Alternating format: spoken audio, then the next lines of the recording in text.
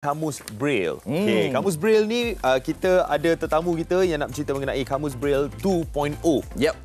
2.0 ni ada yang 1.0 depan mata kita pun ada. Banyak sebenarnya modul-modul yang kita nak belajar. Kita bersama dengan tetamu-tetamu yang hebat. Kita ada Profesor Datuk Dr. Yasmin Hussein, Penasihat Yayasan Orang Buta Malaysia.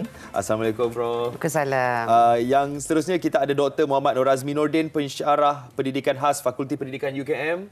Assalamualaikum. Dan juga Encik Silaturahim Dahman, Ketua Pegawai Eksekutif Yayasan Orang Buta Malaysia. Assalamualaikum. Salam. Kita pernah bertemu, kita pernah berjumpa. Dan hari ini kita nak bercerita mengenai Braille. Adalah satu modul yang sangat bagus, sangat hebat dan sangat berguna sebenarnya untuk mereka yang mungkin cacat penglihatan dan juga yang kurang penglihatan. Jadi kali ini ada penambahbaikan untuk Kamus Braille 2.0 pula, Datuk. Okey, Assalamualaikum warahmatullahi wabarakatuh. Terima kasih kepada MHI hari ini kerana menjemput kami untuk menerangkan tentang Kamus Braille yang sedang kita usahakan bersama pihak UKM, Yayasan Orang Buta Malaysia, begitu juga dengan City University dan Help University. Jadi kat sini sebenarnya apabila kita kata Kamus Braille, ya, selama ini kita tidak ada Kamus Braille. Kita ada buku teks Braille.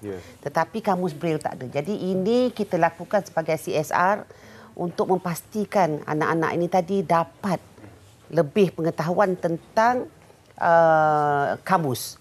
Maknanya kalau bisa kata selama ni kalau dia mendengar, mereka ni lebih suka belajar melalui touch, memegang, merasa, sensori. Jadi bila kita buat Kamus Braille bahasa Inggeris Melayu, jadi dia tahu apakah perkataan bahasa Melayu dan apakah perkataan bahasa Inggeris. Yayasan Orang Buta Malaysia sebenarnya memanglah selama ni banyak dah buat menterjemahkan dalam bentuk Braille buku-buku cerita kepada anak-anak kita yang kurang upaya penglihatan. Dan memang mereka sukalah apabila membaca tu dia dapatlah merasa apa sebenarnya cerita di dalam itu. Sentuhan daripada sentuhan. Mungkin Dr. Muhammad Nur Azmi boleh kongsikan juga bagaimanakah wujudnya kolaborasi di antara pihak UKM sendiri bersama dengan Yayasan Orang Buta Malaysia dalam menghasilkan Braille berbentuk kamus penterjemahan ke dalam bahasa Inggeris ni. Silakan, Doktor. Okey, baik. Assalamualaikum warahmatullahi wabarakatuh. Sekali lagi terima kasih kepada MHI atas peluang ini. Sebenarnya idea untuk menghasilkan kamus Braille ni terhasil bila saya bertemu dengan rakan-rakan guru. Bila kita bincangkan apakah penambahbaikan yang boleh kita buat untuk membantu murid-murid berkeluar pendidikan khas untuk belajar bahasa Inggeris dan juga bahasa Melayu dengan baik. Bila saya jumpa dengan ramai-ramai guru, dia kata satu benda yang kita masih lagi tak ada di sekolah sekarang ni adalah kamus bahasa Inggeris Melayu yang dalam bentuk Braille. Jadi mungkin ini akan menjadi yang pertama yang kita hasilkan di Malaysia. Dan berkemungkinan juga kalau bahasa Melayu Inggeris mungkin pertama di dunia lah. Kan?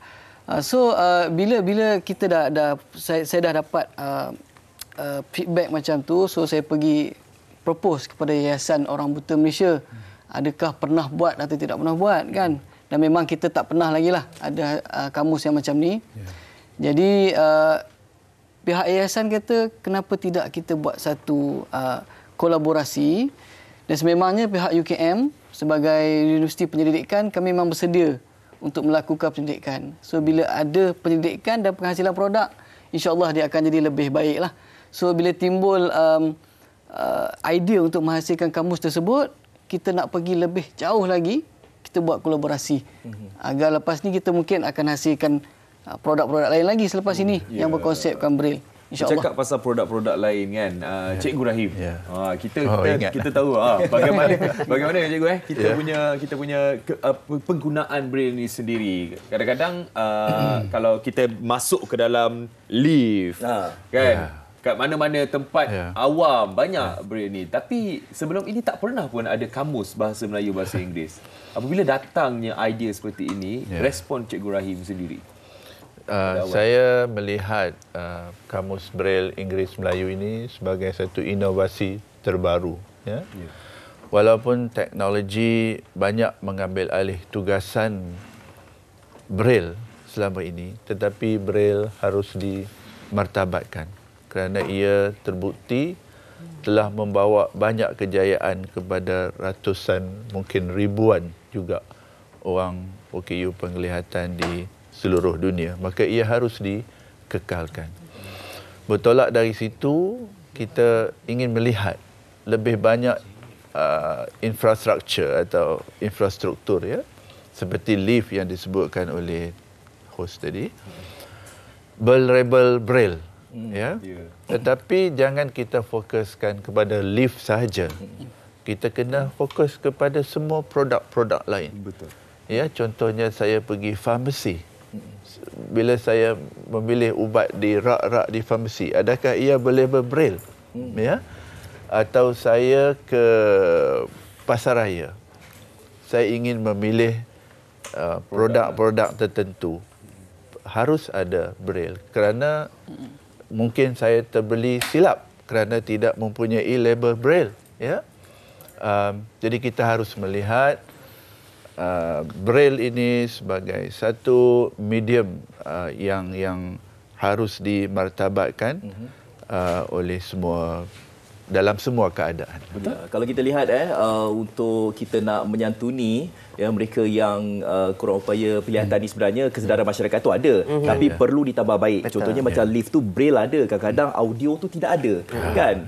Bagi tahu lift tingkat 1, tingkat 2, tingkat 3 dan sebagainya. Kita nak tanya kepada Prof sendirilah, kan, kenapa agaknya kita harus mengeluarkan Braille berbentuk kamus begini rupa? Sebab apa? Sebab kita kan ada juga aplikasi-aplikasi digital yang sekarang ini boleh kita guna pakai dan sebagainya. Mungkin ada sebab utama kenapa kita harus mengeluarkan buku ini. Antara sebab utama yang kita keluarkan buku ni, macam kita dah maklum tadi, Haziq pun dah maklumkan bahawa pelajar-pelajar kita ni ataupun orang-orang kurang upaya penglihatan, mereka lebih suka pada tactile, sensory.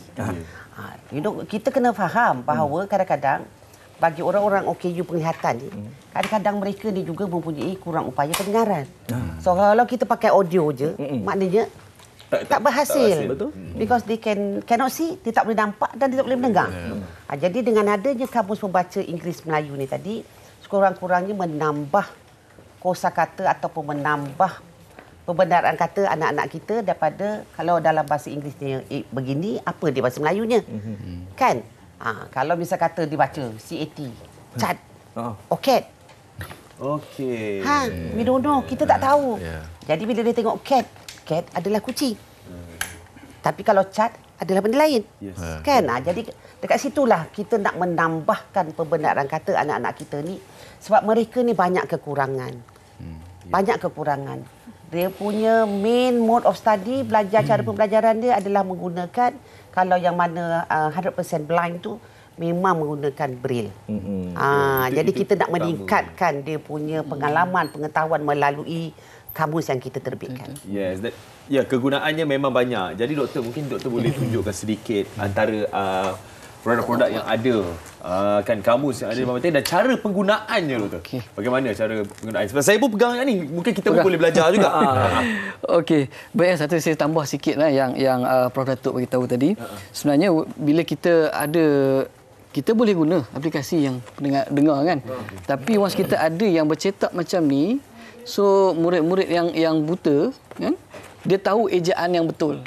So kalau dia dengar contohnya perkataan dictionary kan, dia tahu perkataan dictionary itu kamus. Tapi macam mana nak mengeja dictionary itu, dia kena sentuh.